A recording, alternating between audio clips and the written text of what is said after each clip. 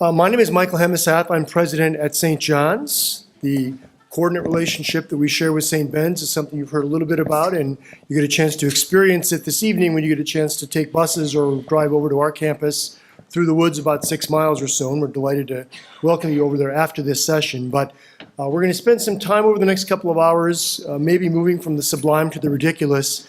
We're going to talk about a new economic model for higher education. And that's probably unfair to my panelist colleagues here since I'm just moderating. Every conference I've been to in the last couple of years, and I'm sure it's true for all of you as well, there has always been a session on the economic model for higher education. And every conference sort of implicitly implied that there's going to be a solution to the economic challenges in higher education.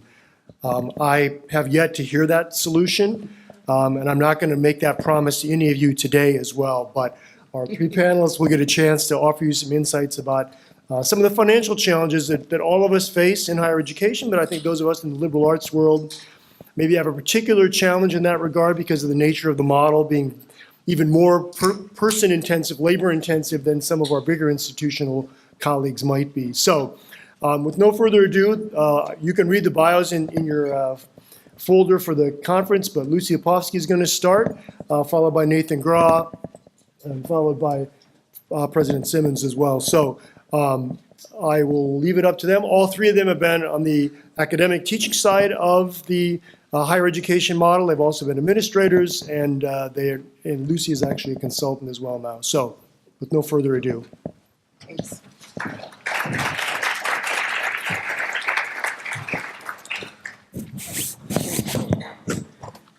Well, thank you. It's a real pleasure to be here.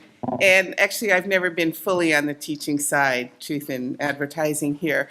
But I am a product of a liberal arts college, and I was a CFO at a liberal arts college and then a president at, I don't know, kind of a mixed college, but we certainly prided ourselves on the liberal arts. So I do come from and value that background, and all three of my children, or two of them, went to liberal arts colleges. One's an engineer. He's the one who's making lots of money. But anyway, so, you know, we're sort of the doom and gloom and the dark side of things, but I think there is some real hope. So what I want to talk about is the three major challenges that I see that liberal arts colleges, and many colleges, not just liberal arts colleges, are facing. That's revenues, expenses, and the value proposition. And all of this has been alluded to in the variety of speeches that we've heard in the sessions. But today, both Moody's and Standard & Poor's have placed a negative outlook on higher education industry based on the expectation that costs will continue to increase faster than revenues. And as we know, many institutions already are operating with deficit budgets, and I'm sure there are many in here that are. So I'm going to briefly discuss the three challenges and then give you a set of some solutions that schools that are thriving are doing. I'm going to give you sort of a panoply of solutions, and the expectation is you don't use all of them, but you may pick some of them.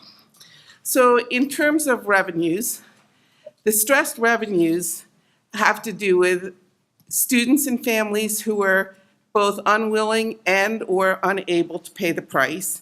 And I think more and more parents are unwilling to contribute what they used to. A significantly growing difference between the published price and the net price. The discount rate at private colleges is now 50% for new freshmen.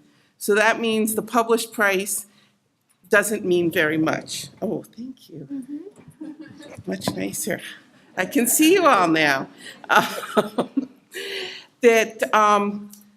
Predicting what you're going to have to pay at a college is very difficult because we do a lot of merit-based aid as well as need-based aid, and schools have very different formulas for what they give for merit and how well they meet your need.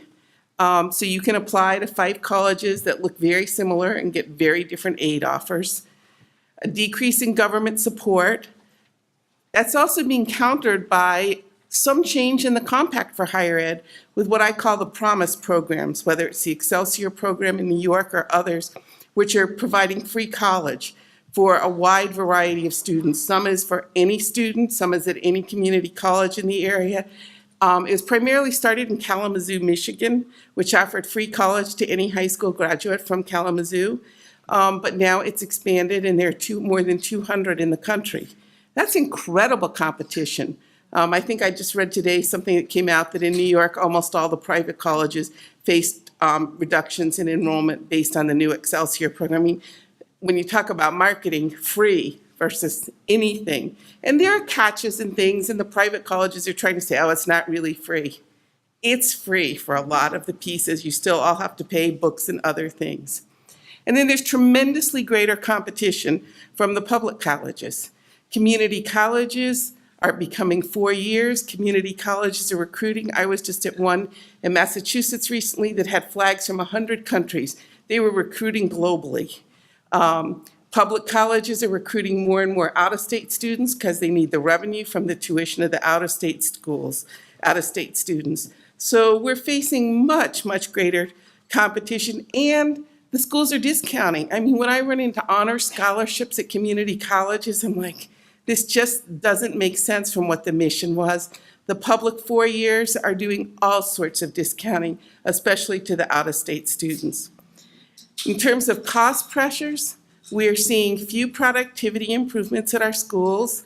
We're seeing a demand for lower faculty teaching loads. You know, that's increased prestige, teach less. I've heard a lot about the passion of loving to teach, and yet faculty want to teach less. The more elite the school, the less you teach.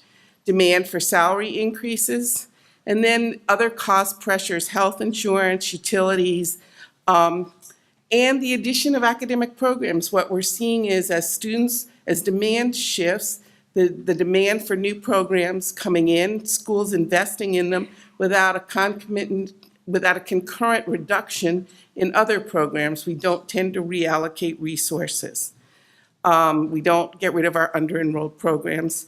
And we have facilities growth. Someone talked about, you know, the competition for the latest and the best in facilities.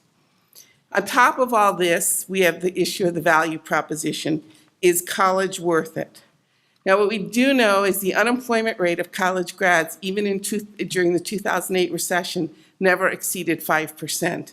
To me, even more than salary and wages, that is a really important statistic. And the relationship, especially of liberal arts colleges to jobs, is being questioned, and that's been talked about a whole lot, and that jobs may not be the outcome we should look at.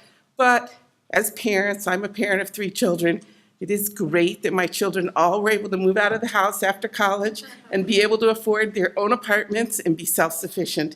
And I think most of us really want that, which means there is a relationship to what they're going to major in. So what do we do about all this? I mean, this is the situation. It wasn't new to anyone. So in terms of revenues, clearly there's diversify our revenues. The full-time undergraduate traditional age student is the one who wants the high discount rate, who's not willing to pay the price where we're offering the small classes. So if we want to preserve that, then we need to be able to subsidize it because our tuition revenue is paying for less and less of it. So we add other, quote, products or ways of delivering our education. This can be online, hybrid, recruiting international students, multiple campuses. I've talked to several of you who have a second or third campus where students are, teaching to other populations, older students, graduate students, new programs in growth areas where the student demands are, going after transfer students, veterans. These are populations that historically the liberal arts colleges were not interested in. And when you step back and you say, who are we existing for? And we've talked a lot about access and inclusiveness, we should put the student at the middle. And if we put the student, these sorts of programs are not anathema to our mission because they are serving students. And online, I mean, the way I know many liberal arts schools have gotten into the online business has been offering online programs in the summer, where they're suddenly saying it is foolish of us to lose revenue where our students are taking online courses from other schools. Why don't we at least offer it ourselves? And that gives them an inroad. Some of the faculty start doing it, and all the faculty I know love it. I was president at Mercy College, where we actually had an online campus back in 1999. And the online faculty were much more into pedagogy because there were so many questions, and they would have brown bag lunches and really discuss it, that all of our faculty started coming, and we became much more intentional about our pedagogy, and we added a lot of the use of what you have online to our regular classes. So those are certainly things you can do, and the schools that I know that are thriving are the ones that have diversified revenue, and they have other sources, which just makes sense. It's product diversification. Graduate programs are something which have been thriving. They're now not doing as well. The whole issue of the early college high school, where we're having our students come in with 2 years of college. We need to think about 3-year college programs, the combined bachelor's and master's degree, now competency-based and personalized education. We talked about the mentoring, but in my mind, that all probably goes in some way with competency-based and personalized education. Year-round college, that has to do with, for one thing, using your facilities much better and needing less facilities.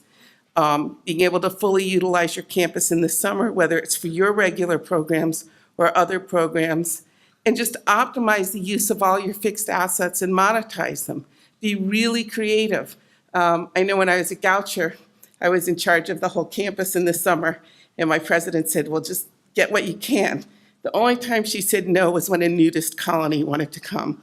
She thought that was going a little too far, but I didn't say no till I asked her. So now in terms of pricing, I think we really have major problems with our pricing. And when you cannot predict what you're going to pay for your college, when you look at your price, as many people don't want to risk their child falling in love with a college and then finding out they can't pay. The very interesting thing is most of us who have adult programs charge them at about half the published price of our full-time undergrad program, because we're not playing the discounting game. We're much more honest in what the price is.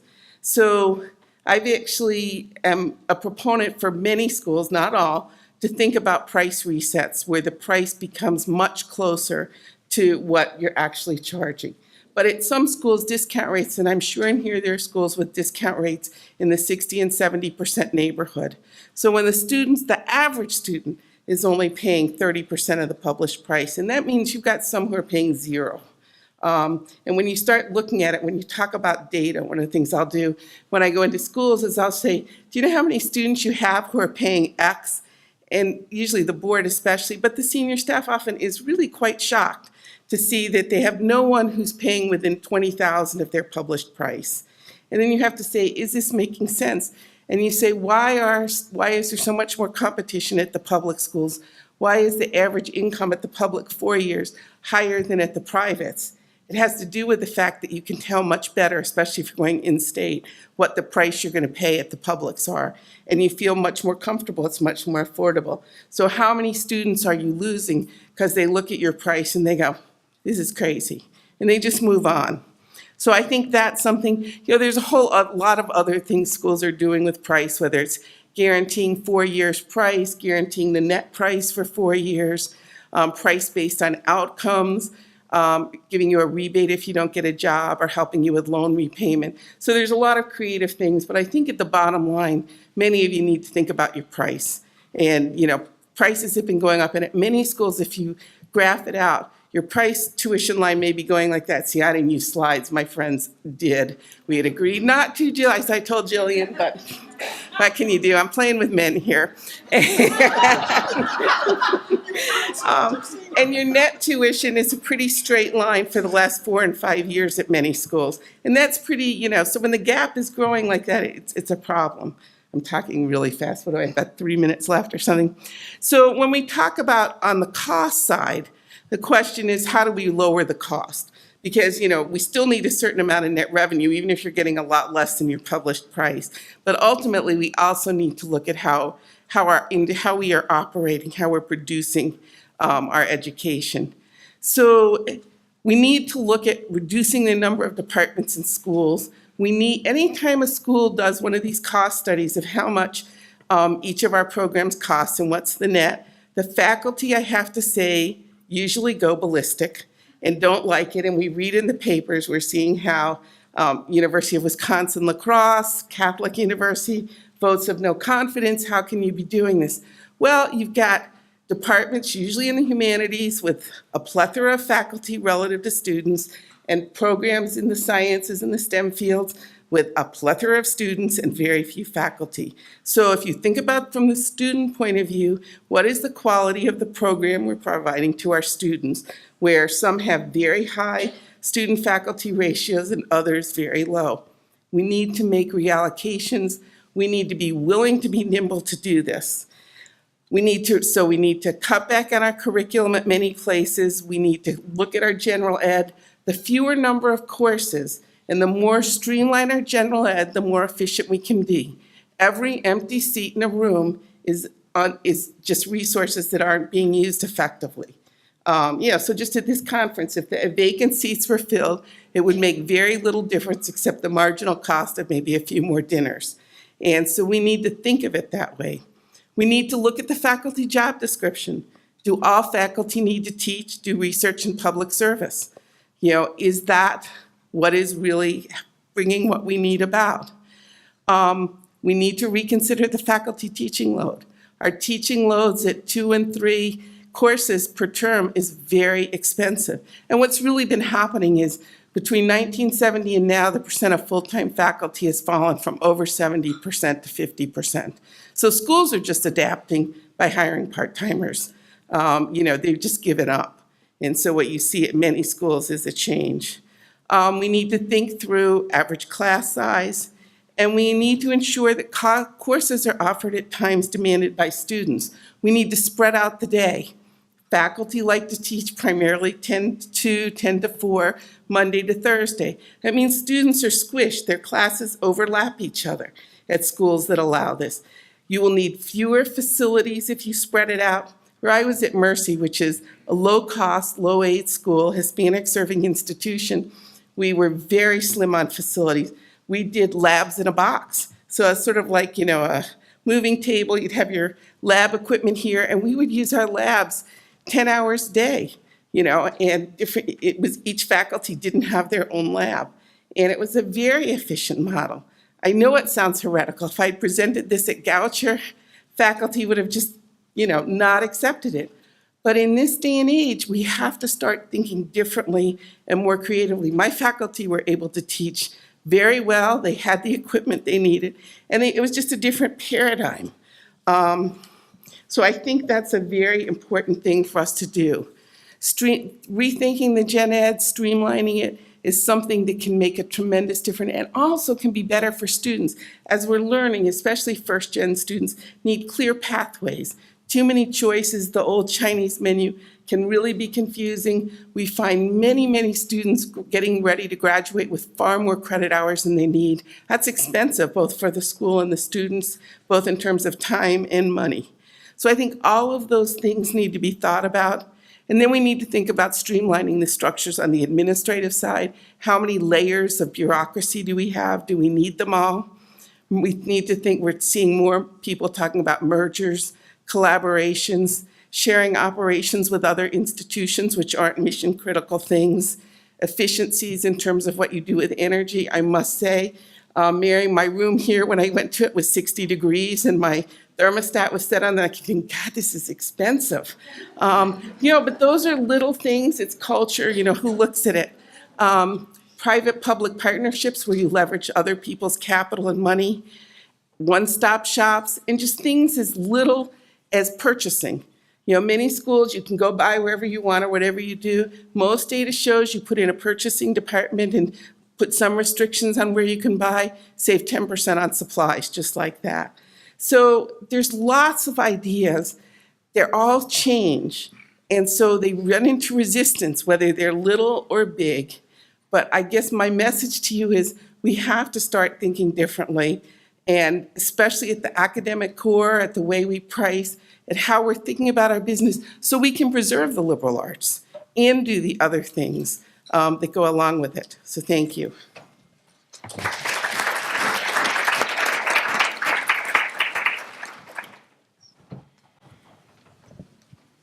So as an economist, I feel like I'm in an awkward spot because usually we're the dark ones. I would preface some of my other comments by saying I actually have a slightly more positive take on the traditional pricing model, just in reflecting on what we've accomplished as an industry. We provide a world-class education, if we think about higher ed in the United States, to a wide variety of incomes. Even low-income students can get products at our schools. And on average, students who graduate with a bachelor's degree end up with a $30,000 debt. And in exchange, they'll get a degree that on average will yield $500,000 more than the high school degree they started with. So that's not a bad value proposition, but we've done a terrible, terrible job of selling it. The pricing transparency issue is real. I'm astounded at how many schools I'm running into where nobody is a full-pay student, and yet the sticker price continues to go up. And that does add confusion. I think net price calculators have moved things in a healthy direction, and yet at the same time, it doesn't seem to be working. So that said, I am an economist, so I have to say that there are some additional challenges that I see that might make things even more challenging as we think about the future, even as Lucie shared some things that have been true about higher ed for a while. So one thing that happened in the last decade or so was the Great Recession. And we're still working that out. There are concerns that we might be looking at a future where sort of the status quo growth rate just isn't what it once used to be, secular stagnation. So here we're looking at the real GDP growth rate from 1980 to the present. You can sort of see that the earlier recessions in this chart had a growth rate of about 4%, whereas since the Great Recession, even though we've returned to normal and unemployment stands at 4% or lower, we have not achieved that level of growth. And that translates into lower income growth for our families, which then constrains what we can do in terms of charging tuition. So what worked in the 1990s of rapid tuition increases just cannot work if incomes aren't growing. At the same time, so there we see the typical growth rate prior to the Great Recession, and here's maybe a typical post-Great Recession. At the same time, we've seen inequality growth. So if you look at this comes from the College Board, you look at the right panel, I'm not sure that we want to make so much about the height difference because between 2006 and 2016, of course, we had the Great Recession itself, and so incomes didn't grow as fast in that last decade they're looking at. But when we look at where growth has been concentrated, we see that it hasn't been widespread. And while many of us run heavily on our full or high-pay students, in order to make our books balance, we also need middle-income families who can, while not paying the full freight, pay a large fraction of the freight. And their incomes aren't growing particularly quickly. So the Great Recession had some economic fallout that may or may not be permanent and may or may not then require us to rethink what we can expect in terms of the rate of increase for tuition. And if that's going on with tuition, then what does that mean for what we can do for compensation and things like that? The Great Recession also had impacts on the family. When the economic uncertainty hit, young people decided pretty understandably to stop having kids. And so the total fertility rate fell in the United States. People initially thought, well, maybe it'll bounce back. It hasn't bounced back yet. So over 3 years, from 2008 to 2011, we saw the total fertility rate fall by about 10, 11%. And then since then, it's continued to drift down so that we're now at about 15% lower than we were in 2007. Now, this is looking at the level of the total fertility rate per 1,000 women. In order to replace the population, every 1,000 women has to have about 2,050, maybe 2,100 kids. You need 2,000 because there's a matched male somewhere, probabilistically. And then, probabilistically, right, there are males and females in society. And then you need a little bit more for child mortality. Only the dark blue states here are meeting replacement rate fertility. Everybody else is below. And if you look in the Northeast, way below. And that's where we have traditionally, as an industry, drawn a lot of students. So we've seen this change in fertility, and it's a couple years ago I was seeing reports on the fertility, and people were saying, look, this necessarily means there's a decreased demand for college. And I saw it as a start of, it was a data presentation at a start of a strategic planning workshop. And I asked myself, is that really true for my institution? After all, we serve just a niche, and that's true of all of us. We serve different niches, but none of us serve the American population. And so in my research, what I did was to look at college going, where we had detailed descriptions of where students went to college so that I can tell the difference between a community college from, say, Brown. And then from that data, we can assign a probability that a kid with a particular demographic type is going to go to school, and then we can make projections, not of the population, but projections of college going. So what I'm going to show you next is what results. So this is looking at regional four-year schools. I'm not using the term regional here to mean what U.S. News and World Report means. I mean those who are ranked outside the list of top 100 colleges and top 100 universities. They are very regional in their draw. So these are the vast majorities of countries. You can see the vast majority of the country is looking at fewer kids reaching age 18 and likely to demand such a degree in 2029 than there were in 2012. And critically, the entire northeast quadrant of the country looks like a really, really tough place to be operating. Many of us operate in those regions. It looks a little bit better as you move up the selectivity range. Before I go there, though, diversity is also increasing. We can look at and say, well, what's the share of the students who are going on to a college like this, or what are they forecasted to be? Diversity is increasing, and for regional schools, it's going to be an increasing Hispanic population that marks what is diversity. So this looks very much like the population. When we look at schools that are ranked between 101st and, between 51st and 100th on either the U.S. News colleges or the U.S. News university rankings, we see a slightly better picture if you're out west, right? But there's still a large fraction of the country where we're going to have 15% fewer or worse students who are demanding that kind of education in 2029 than there were in 2012. Here too, diversity is going to be increasing. So we're going to see fewer non-Hispanic whites as a share of the total population. But here we start to see that diversity means more than just Hispanic students, it means Asians as well. And then if we look at those institutions, there are about 100 of them ranked in either the top 50 universities or the top 50 colleges, we see a much happier picture. So what makes it happier at the top? There are two factors that are driving this. One is the rise of the Asian American population, fastest growing racial demographic group. And Asian Americans have a very, very strong attachment to higher education in general, and elite higher education in particular. Second, in the last 30 years, a lot of people have been going to college, and they are now becoming parents. And so the increasing parental educational attainment predicts an increase in students who are pursuing higher forms of education. So if you're one of these lucky schools at the top, it looks like things might be okay as long as you can face toward the west. If you are, on the other hand, anything beyond that, things are tough. People just aren't having as many kids. So questions for what that means for us in our conversation about the liberal arts, and in particular inclusion at the liberal arts. We hear a lot about the tension between inclusiveness and our mission, because inclusiveness often seems like it's expensive. So we can think about inclusive excellence increases the discount rate. This is the traditional narrative we've thought about. I think in light of the forecasts of what's going on with the population, there are a couple other narratives we should consider. First, inclusive excellence can expand your pool and buoy demand. If students who you've been traditionally attracting are not going to be as plentiful in numbers, and those numbers are bad enough, if you're in the admissions folks, I worry for you, because I fear people are going to go, oh, you got to recruit better. These changes are too large. When you're losing that many babies, it's too large to simply say, well, you all need to recruit better. I think marketing might have something to do with what we need to do, but we need to do something a little bit more fundamental than simply repackage what we're doing if we're going to get through this mess. Expanding who we speak to can be a way to decrease the loss. Unfortunately, I don't think it's going to be enough. You'd have to have a pretty massive change in outreach to these underrepresented groups in order to make up for the total lost number of kids. There's another reason, though, why we might think about this connection. Inclusive excellence through an attention to mission can raise retention and decrease enrollment pressures. 6 in 10 students who begin college won't complete. Now, I know our campuses tend to do a little bit better than that, but if you think through the data, and Tia mentioned, what are your numbers, I think most of us are at least well enough aware to know that we have underrepresented groups who are not doing as well as our averages. If we can retain a student, that's one less student we have to go and recruit. The cheapest student for you to recruit in the next 20 years might already be on your campus, in other words. And that's something that I can do in my economics classroom, and it's not necessarily something that the recruitment office needs to do.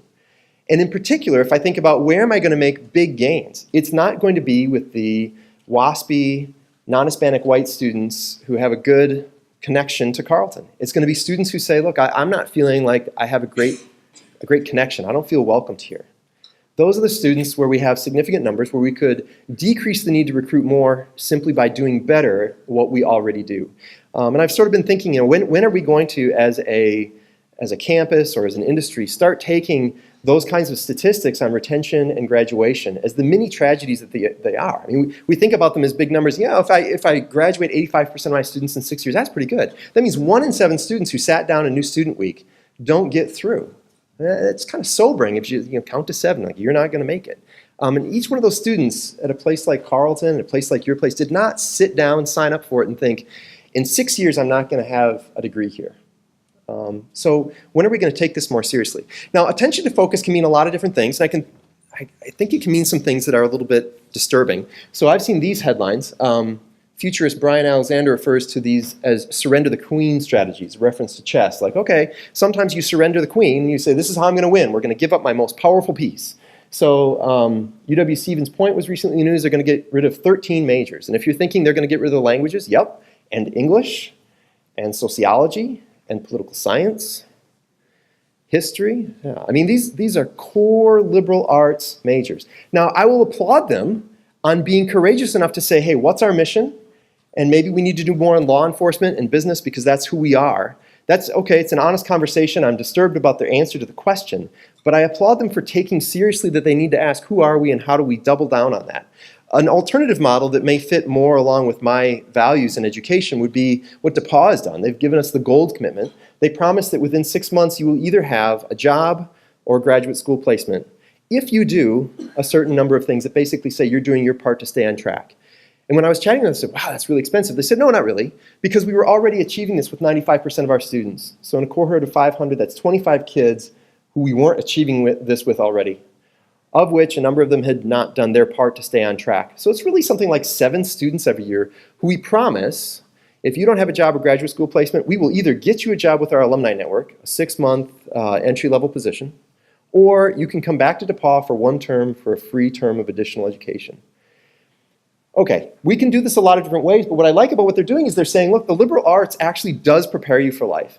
We believe that so strongly we're willing to bet on it. And we're going to come up with clever ways to double down on that mission. There are lots of different ways you can think about on your own campuses doubling down on that mission. So my challenge to you would be to ask yourselves, how can we double down on our mission? Who are we and what can we do to more completely fulfill that mission? And in particular, thinking about Tia's comments this morning, how can we disaggregate the data to make sure that in my experience, every student has a Carleton experience? We're very proud of our overall statistics, but to be honest, when we scratch down into different parsings of the data, you reference, oh, here's a soft spot. Here's a group of students who are not having that same Carleton experience. And if we can give them the same Carleton experience that other subgroups are getting, maybe we can weather a demographic storm, maybe we can find some efficiencies, because it really is expensive to recruit new Carleton students, so that we can continue to have the pay increases that I want, even though we're in tough economic times. So I'll leave it there.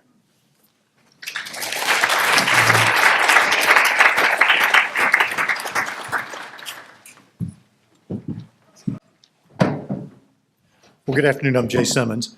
Thank you all for allowing me to be with you, and I really want to say thanks to Nathan and to Lucie for setting up a little bit about what I'm going to be discussing. We've been very concerned about all of the issues that all of you have. Simpson is an institution. In our previous session, we heard about those institutions in the middle. That would very much describe who we are. About 1,225 students. We have an adult and continuing education program that we've been running, oh gosh, for going on 35 years now. But feeling pressure across the board to meet enrollments in all of those programs at every level. And in the last couple of years, all of the factors that Lucie and Nathan have been talking about have very much come to roost at our institution.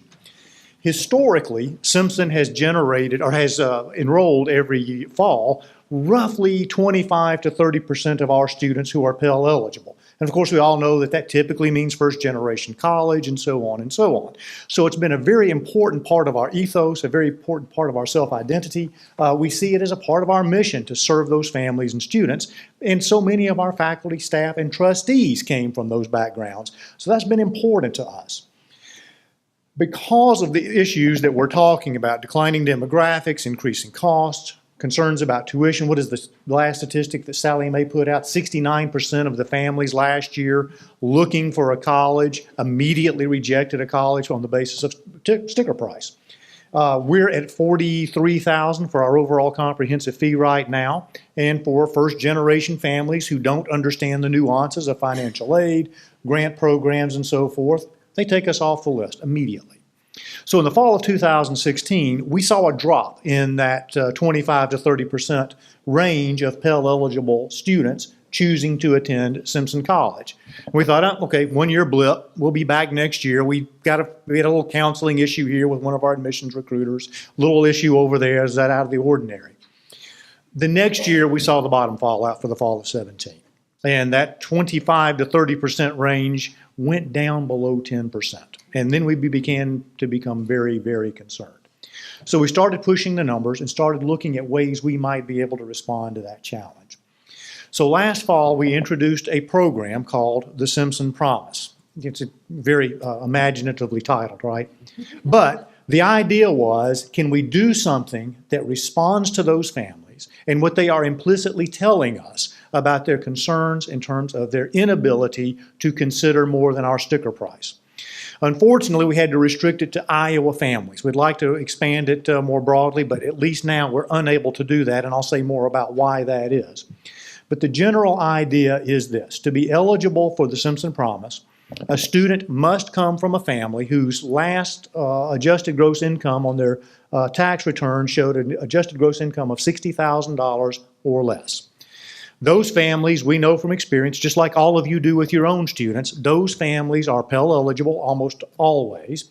And then in our state of Iowa, they're almost always eligible for the full benefit of the Iowa tuition grant. And in our case, that's roughly $5,500, $5,600 per family if they fall into that income range. And like most of our states, ours is need-based, and we won't get into the inequities of how well our rich kids going to state institutions do and compared to that, and I won't get on that soapbox. But if they file the FAFSA, Iowa high school graduate, and agree to live in our residence halls, and so you might be thinking, so that's where you're getting them. Your residence halls are $20,000 a semester, right? Actually, we tend to run about $1,000 to $1,500 less for tuition or for room and board as compared to most of our friends around the state in the public and private institutions. Not always, but mostly we tend to be a good bit less expensive. So they bring to us the Iowa tuition grant and the Pell grant, live in our facilities and take advantage of our board plan. Our promise to them is that for their first year at Simpson, the Iowa tuition grant and the Pell grant will cover the cost of their tuition. For each subsequent year of enrollment, they will be responsible for the margin of the tuition increase. So tuition goes up 4% for their second year, they pay room and board and the 4% increase. And that continues until they are in their final year of attendance at Simpson College. So what that has allowed us to do is say to these families, here is a transparent marker for what your costs will be, so that by the time your student is a senior, your tuition fees may be $6,000 to $7,000 for you to attend Simpson for your senior year. This has been arguably the most intensively counseled financial aid group of students we have ever enrolled at our institution. I said that our enrollment numbers went way down last year, and they did, alarmingly so. The difference this year is that we knew going into this that if we had about 20 more students matriculate into the institution for the fall of 18 as compared to the fall of 17, the program would break even. We still wouldn't be at the level we wanted, but we felt as though we could begin to reclaim some ground. We have trebled at this point the number of deposits from students in that income group looking to come to the institution this fall. And when I say that they are probably the most intensively counseled group of students in terms of financial aid that we've ever enrolled, I mean simply that. We have spent more time making sure that these families understand what the program requires, what they have to do, what it's going to cost to live on campus, what the likely increases in cost will be over the next few years, and what that might mean for them overall. Our financial aid counselors now can tell you some wonderful stories. So you're thinking these students are maybe taking on a lot of debt. They're actually, as a group, taking on less debt than our families coming from wealthier households. And we're hearing anecdotally these families say, when our counselors will say to them, now there is a loan program for which you're eligible, we're hearing the family say in response, no, Junior worked for the last 2 summers and has $3,500 saved up to contribute to the cost of his education next year. We're going to use that to apply toward those costs, so we're not going to need that loan at least this coming year. So right off the bat, they're coming in looking at a lower overall level of debt by the time they graduate, even though they are contributing in some ways less than students would have in the past coming from that same income group. In February, at our board meeting at that time, our past board chair looked at what was, at that point, looking to be some fairly encouraging results for enrollment out of this income group. And she said it proves very plainly for the Board of Trustees that those families want what we have to sell if the cost is transparent and affordable. And I have to agree with that. And since February, we've only seen those numbers grow. It's been very encouraging to us. We think that we have found a formula that works for this income group. So I share that with you because it's a response to all of the things that Nathan and Lucie have been talking about in terms of the pressures that we are all feeling on our campuses. This has been a way that has helped us. Now, the downside of it is, and there have been some, it has put a dent in the percentage of students that we've seen coming in from out of state, because we think one of the impacts of the program has been that our out of state families are looking at us and saying, so you're not doing anything for us now. Well, that's not true. Like all of you, we can say, well, we're still putting in our case, $27 million of institutional aid every year. But that message is one that we've got to refine for the future to try to reclaim some of the out-of-state market, because we'll be bringing in, those families obviously aren't eligible for the state-funded tuition equalization program. But that has helped us and has been one response. It is not the silver bullet that we're all hoping that we will find, but we all know doesn't exist. But it has been one response to all of these pressures that has helped for us. So I'll stop there so that we can go on with what questions you all might have. Thank you.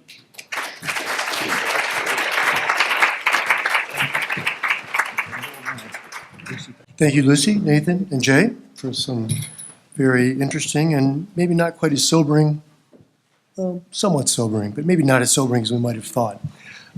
Questions, observations, thoughts for our panelists? We have the microphones coming around here, so here and then over here. Thank you, Wes Chapin, UW River Falls. I was intrigued by the comments of all the panelists, in particular Nathan's demonstration of the demographic projections that are coming our way. As far as I can tell, looking at the data, and you know this I'm sure better than I do, about 2025, there's going to be a major downswing in high school graduates, which is pretty much nationwide. There are some exceptions. And put that out there as a first point. And the second point for any of the panelists who want to address this is, you know, we're kind of fired up here. We want to go back to campus and make a bunch of changes. If we do this coming year, they're probably going to get into the catalog the following year, which means 4 or 5 years down the road, they're starting to take effect, which means we're at about 2022, 2023, just before the demographic downturn is going to hit. So the question I have, which may be unfair, is unless, as you point out, Nathan, that we can all somehow be more effective at recruiting enough students from a smaller base, you know, we're going to have a lot of shortfalls. So how do you recommend planning with a liberal arts agenda or any agenda for the coming demographic downturn, which is going to affect all universities regardless of their classifications? So I would say, first, you're absolutely right. So kids get older 1 year at a time. 2008 was financial crisis, so 2026 we see the downturn in fertility. I would say that actually is a hopeful note. We have some time, but not a lot of time. We can't be as slow as our industry has been in the past. We have to take this a little bit more seriously. And so if we can find ways to be more inclusive, to speak to especially students we've already recruited to our campuses and figure out a way to make our institutions really truly work for them, you're right, then we have about 4 or 5 years to implement and actually make it work. I think also there are a couple of ways of looking at it. I think it was Brian who said that there was only 65% of our population that doesn't have a college degree. So one piece is to think about that part of the population and see if you want to offer your education to them. The other is perhaps to look at the example of law schools over the last several years. Some went out of business, some merged, and some chose to get smaller. I mean, the bottom absolutely fell out of law school applications and law school enrollment. And probably the ones that I think have been the healthiest have decided not to lower admission standards and instead to contract and figure out how to very intentionally contract, which means look at your curriculum, look at your size, and probably also think more intentionally about the facilities war and how you use facilities. I would just add to that, Lucie made reference to looking at cost cutting and so forth in her remarks a moment ago and various cost containment strategies. We did the Dickinson model on my campus this year. They loved it. They're asking for, no, I'm kidding. What did you give them to smoke? Yeah, we're putting something, we're calling it fluoride in the water. As painful as it has been, there has been an awareness on our campus at least that these issues are out there. Nathan made reference to the demographics, obviously, and part of that is, there was the headline the other day, we are at the lowest rate of childbirth in the last generation and a half in the United States. So we got 2026 ahead of us. It's going to get worse. And then we've got, 20 years after that, maybe. It's not going to get any better. So if we're not doing these things now, we are setting ourselves up for major pain later.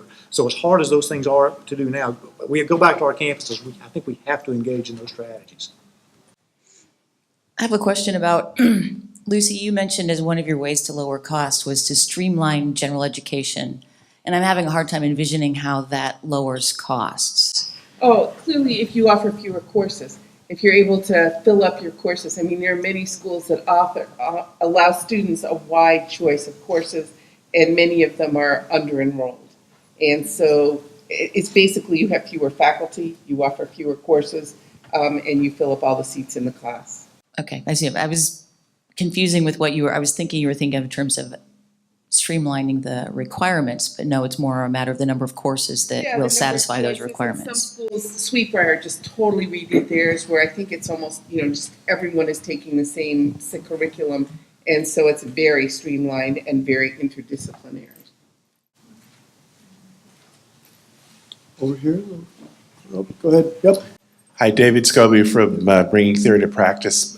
Before I took this job, I was a dean at the new school of a division that included an adult bachelor's program, and that led me to work for 4 years about the adult working non-traditional majority of American college students. And I'm struck and a little distressed that that isn't part of this conversation. All the work that I've done with students and in researching their experience says to me that they're either ignored completely or misunderstood in terms of their own aspirations. It's often thought that adult non-traditional students only want short-term workforce training.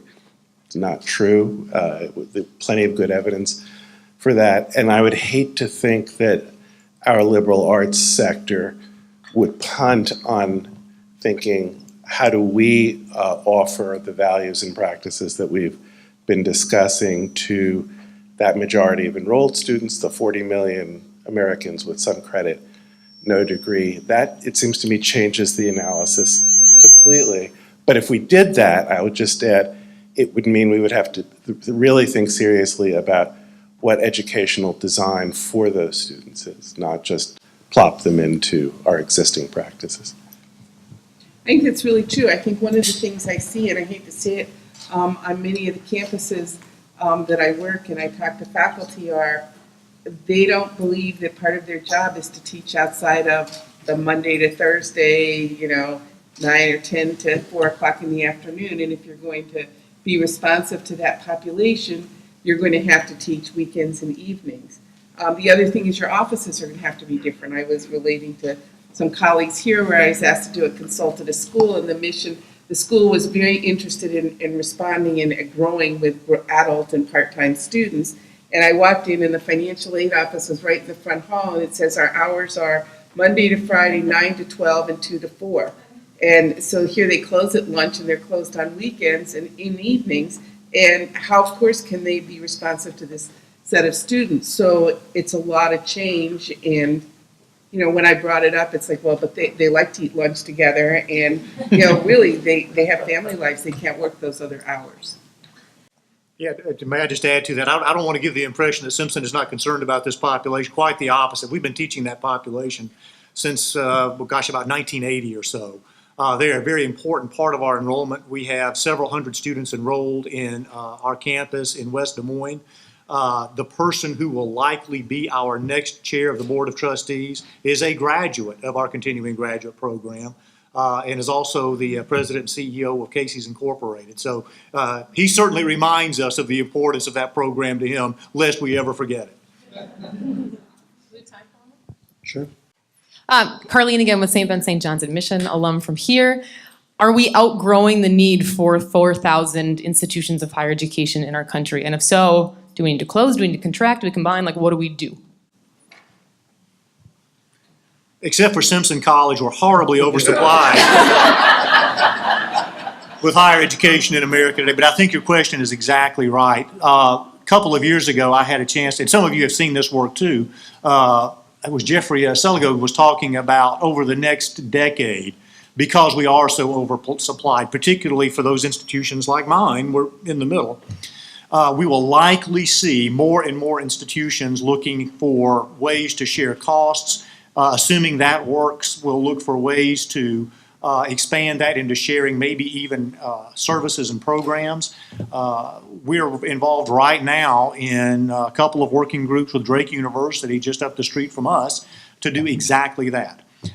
Whether that will lead to full-scale merger at some point in the future, I don't know, but because alumni don't like mergers, but there are a lot of other things that we might be able to do short of that. And I could certainly see the day coming when we're sharing, as the Associated Colleges of the South are doing, through some grant support for online programs. You register at Birmingham Southern and take a French course, and the students at Centenary are sitting in on it at the same time and treating it as their very own credit. I don't know if they're doing specifically that, but having been there some years ago, there is that kind of work underway in that consortium. And I think we'll see more and more of that in the future.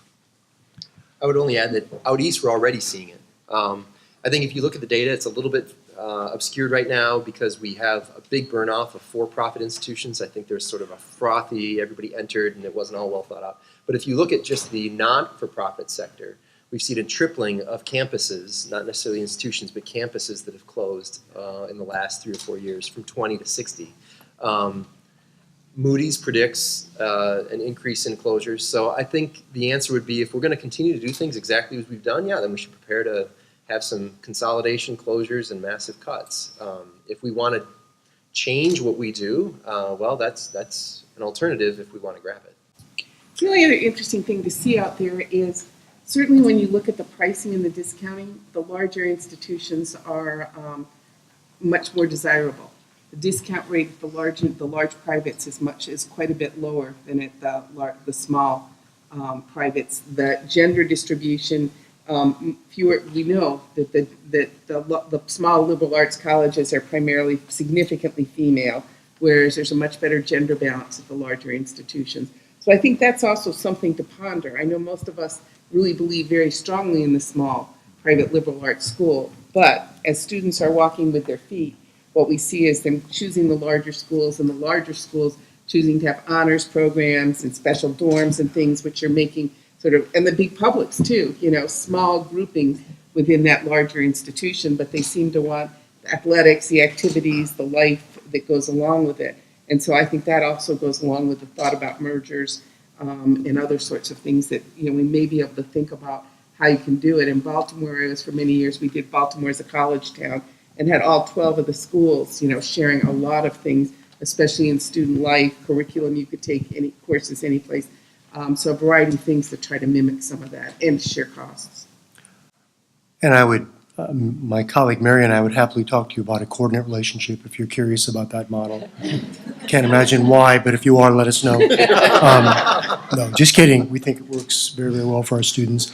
Let me just end with one quick question. So we talked about non-traditional students.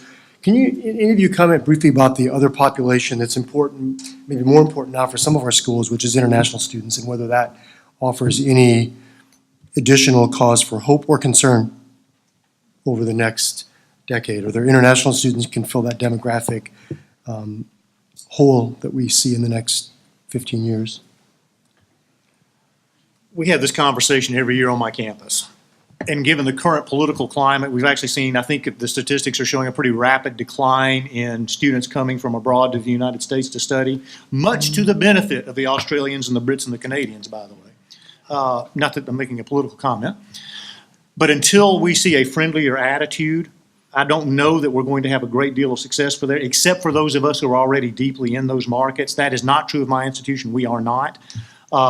We have agreed that we will start focusing more frankly on community colleges where there are international students and take advantage of their presence there and maybe see them as transfer students into our institution and build some international representation in that way. But that's a strategy we're talking about, but there's some other places I could think of that have long and deep histories of international recruiting. I think they'll probably be fine. For those of us who are not already in it, I don't know that it will be as successful. There was just an article the other day which said the expectation is there's going to be a 50% growth in international students who are looking to study abroad, across all countries. So, clearly if we don't become more friendly to them, they're going to go to the other countries. But I think there is potential, and I think I read that Franklin and Marshall is going to be 23% international entering freshman class this year, up from 16% last year. So there are some schools that are doing extraordinarily well. I'd say most of the schools I deal with, international enrollment has been a saving grace in a place where, you make small inroads and it grows. Okay, thank you very much for your comments. We have about 30 seconds if you want to stand up in your seat, and then John McGee will come and talk to us for a little bit as well. Thank you to our panelists.